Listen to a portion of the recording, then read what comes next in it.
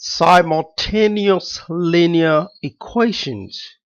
Let us consider two linear equations: x minus 3y equals 4 and x plus y equals 1.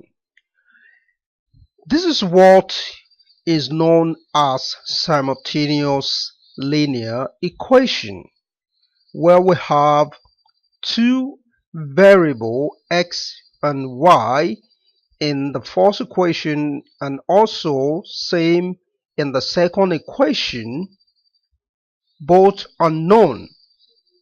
Okay, so we're going to focus on the various methods of solving simultaneous equation. So first we start with the substitution method of solving simultaneous equation.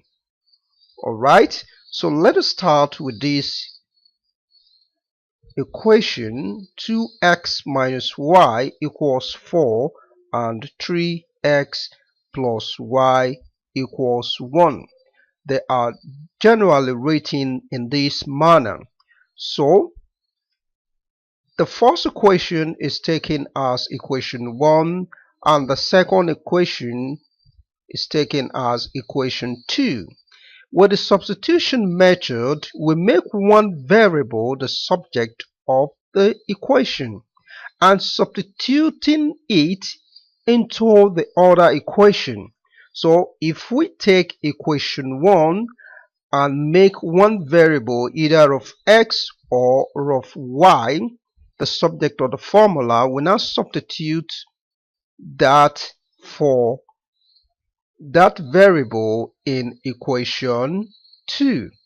Alright, so it is best to take a variable that you find that it's going to be easy to make the subject of the formula. So let us work with equation 2. Alright, so 3x plus y equals 1. If we were to make y the subject of the formula, we subtract 3x from both sides, so we have y alone on the left hand side. Then on the right hand side we have 1 minus 3x. Pardon, this is supposed to be 11. Okay, so 11 minus 3x. So we now take this as equation 3. So now we substitute this for y in equation 1. Alright, so equation 1 we have 2x minus y, which we now substitute with this. Okay, so we have minus 11. Then the negative sign will affect this sign. Okay, so because it's going to multiply, so it will change to plus. So we have plus 3x, which equals 4. Okay, from equation 1. Alright, so now we simplify further. 2x plus 3x, that gives us 5x. Then we add 11x to both sides of the equation, so this will go out. Then on the right hand side, 4 plus 11 will give us 15. So now we can divide both sides of the equation by 5. So 5 cancel 5 on the left hand side, 5 goes here, 5 goes here. On the right hand side now we have 3. So the value of x is equal to 3.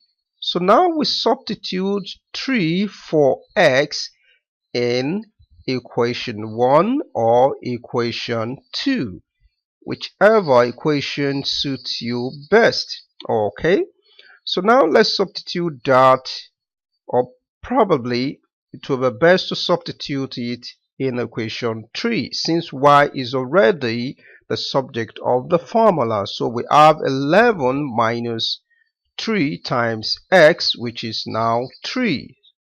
Okay, So now we have y equals 11 minus 3 times 3, which gives us 9. So 11 minus 9 will give us what? 2. Good. So the value of x is 3, while the value of y is equal to 2. So that is what you need to understand about substitution method of solving simultaneous equation.